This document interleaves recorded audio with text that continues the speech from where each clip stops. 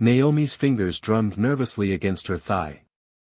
She'd never heard of anyone else getting called in to speak to the primary fertility assessor about the results of their pink test. Normally, that dreaded letter arrived by mail, an unnecessarily chunky envelope stuffed with reasons and justifications for the final verdict. No one cared about any of that, though.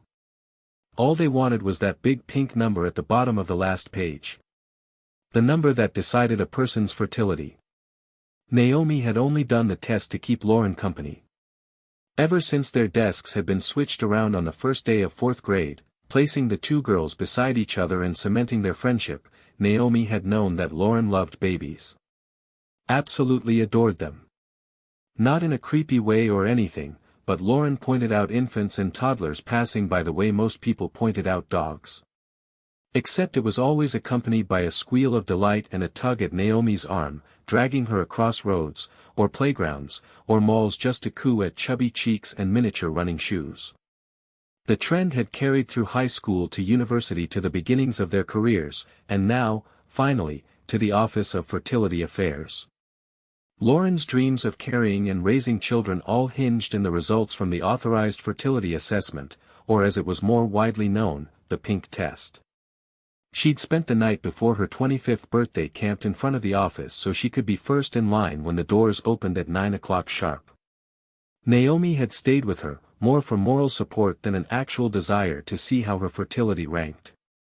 In fact, when Naomi turned 25 4 months ago, she'd completely forgotten that she'd reached the age of reproductive eligibility. Taking that 6th shot of tequila had seemed far more important at the time. Yet, here she sat, on a plush love seat in the OFA, waiting, for some reason, for the PFA to personally read her results. Lauren had gotten hers this morning. 6.45, a pretty decent score, so long as she found someone with a 7.55 or higher. Not a huge ask, but Lauren had other criteria for her perfect man, and several of her deal breakers weren't conducive to a high rank in fertility.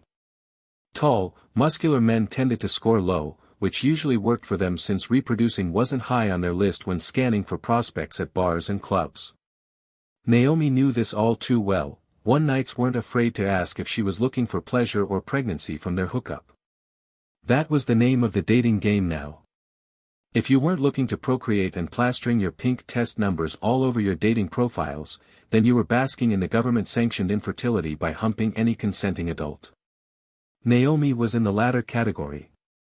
For the most part. The idea of having kids had always been an afterthought, something other people planned for, like retirement funds and dental insurance.